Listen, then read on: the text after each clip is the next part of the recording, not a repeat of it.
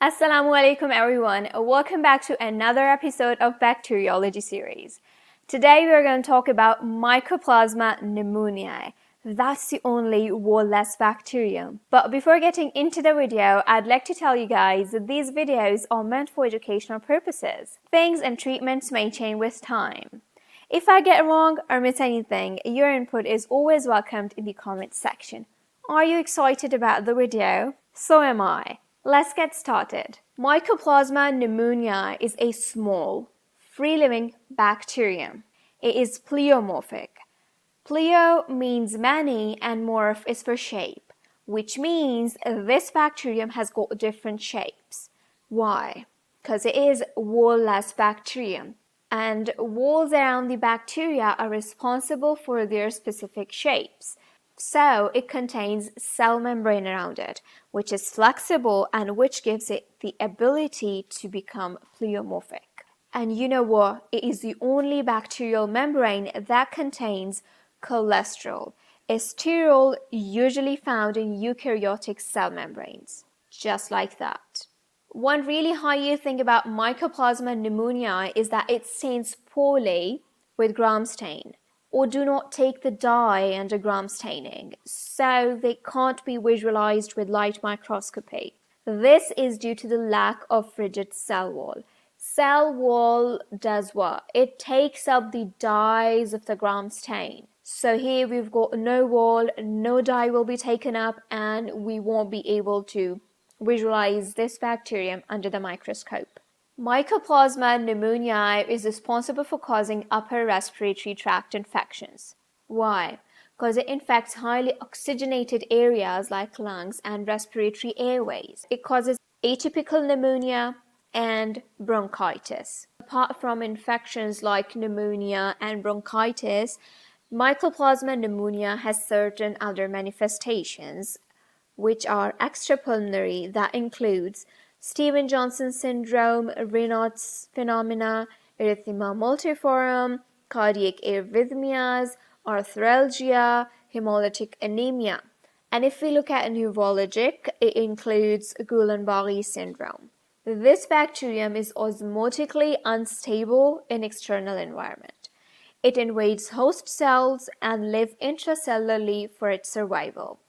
It is facultative anaerobe, but it grows better in aerobic environments such as lungs and respiratory airways. Here, I would like to take a moment to tell you about Medical Parasitology MCQs ebook by Medzukhruf. This is the Parasitology Practice Questions ebook. It contains practice questions with the right answers and also the reasons for the right answers. It is very short, concise Parasitology Practice Questions ebook and will cost you about $12. You can buy it using the link in the top right corner or in the description. Buy that book and enjoy learning. Now let's talk about bacterial classification. Bacteria are further classified into spirochetes, acid-fast based on acid-fast staining. And there's an exception, that is Mycoplasma bacterium. And we are discussing Mycoplasma pneumoniae today. Bacteria are also classified based on gram staining into gram-positive and gram-negative. We are done with all of them. If you guys are interested, be sure to check out the channel. Lecture outline. We are done with the introduction of Mycoplasma pneumoniae. We are done with the bacterial classification. Now we'll be looking at the morphology, habitat and transmission, pathogenesis, clinical findings, lab diagnosis, treatment, prevention, and at the end, as usual, we'll review the lecture. Morphology. As we have said in the introduction section, that Mycoplasma pneumoniae is pleomorphic. The reason is it has got a flexible cell membrane and has got no cell wall. It is as small as 0.3 micrometer in diameter and is the free-living organism. This is how Mycoplasma pneumoniae looks like in the lungs. It is rod-shaped with a tapered tip that contains specific proteins that serve as the point of attachment to the respiratory epithelium. Structure.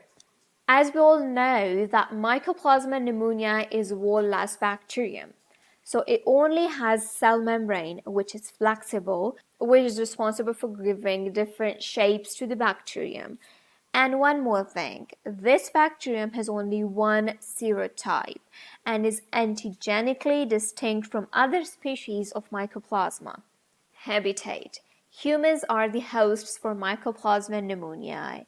It is found specifically in lungs and respiratory airways. Transmission. Mycoplasma pneumoniae is transmitted via respiratory droplets while coughing or sneezing. Mycoplasma pneumonia is the cause of walking pneumonia.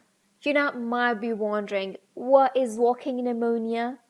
Let me tell you. Walking pneumonia is the type of pneumonia in which the person has the pathogen in its body but is not showing the symptoms and is responsible for transmitting the infection. This is the state where the person acts as a carrier of the pathogen. That is why it is called walking pneumonia, like pneumonia is walking around you. Means the person is carrying the pneumonia and is not showing the symptoms and will transmit you the pneumonia anytime he or she coughs or sneezes. Pathogenesis. In the lungs, the mycoplasma is rod-shaped with a tapered tip. As I mentioned earlier, this tip contains specific proteins that serve as the point of attachment to the respiratory epithelium. The respiratory mucosa is not invaded, but ciliary motion is inhibited, and necrosis of epithelium occurs. Mycoplasma pneumonia causes inflammation and local destruction of tissue. Mycoplasma pneumonia produces hydrogen peroxide, which contributes to the damage to the respiratory tract cells. It also produces antibodies. The autoantibodies, which are produced against red cells, they called agglutinins, against brain, lung, and liver cells. These antibodies may be involved in some of the extrapulmonary manifestations of the infection.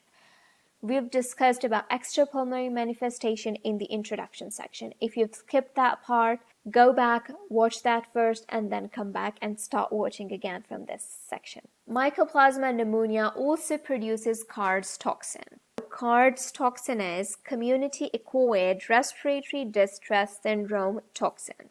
This toxin aids in colonization of bacterium, leading to inflammation and airway dysfunction. Clinical findings. The onset of Mycoplasma pneumonia is gradual, usually beginning with a non-productive cough, sore throat, earache, and small amounts of whitish, non-bloody sputum. Its constitutional symptoms include fever, headache, malaise, and myalgias. Lab diagnosis will need samples of sputum and other respiratory secretions. If we go for microscopy, we cannot visualize it under the microscope using the gram stain. Why? Because it has got no cell wall around it, so it cannot take up the gram stain, which is helpful in visualizing the bacteria under the microscope, the light microscope. This bacterium is pleomorphic rod. Why I've written rod here, the reason is it appears rod-shaped in the lungs, just like that. It is 0.3 micrometer in diameter. Mycoplasma can be grown in lab on artificial media, but it has a complex nutritional requirement, which includes several lipids. So it grows slowly and requires that at least 1 week to form a visible colony. The colony frequently has a characteristic fried egg shape with a raised center and a thinner outer edge, just like that. We can also go for certain other tests. If we look at chest X-ray, we'll see patchy or diffused interstitial infiltrates. Serologic testing is useful, cold agglutination test is useful, ELISA, and PCR. ELISA stands for enzyme-linked immunosorbent assay, and PCR stands for polymerase chain reaction. Treatment. The infection caused by Mycoplasma pneumonia resolves spontaneously in 10 to 14 days. But there are certain drugs that can shorten the duration of symptoms, which include macrolide such as erythromycin or azithromycin, or a tetracycline such as doxycycline, and the fluoroquinolone levofloxacin. These are effective. there are certain drugs that are ineffective, like penicillins and cephalosporins. Why? Because these drugs have a site of action that is cell wall, and they go and act on the cell wall and the peptidoglycan in it. But as this bacterium has no cell wall, so these drugs are ineffective.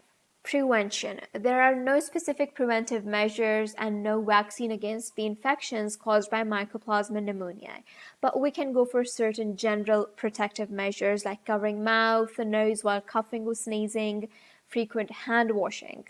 Alright everybody, let's have a quick recap. The organism we discussed today is Mycoplasma pneumoniae.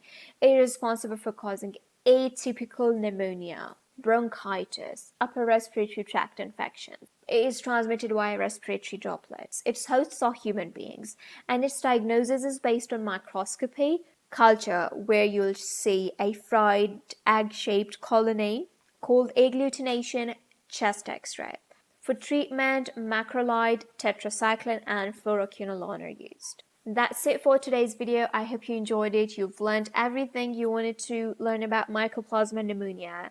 And if you want to connect with me on my social media, I've got my Instagram and Twitter, both with the handle medzukhruf. And I'll catch you soon in the next video. Till then, Assalamualaikum.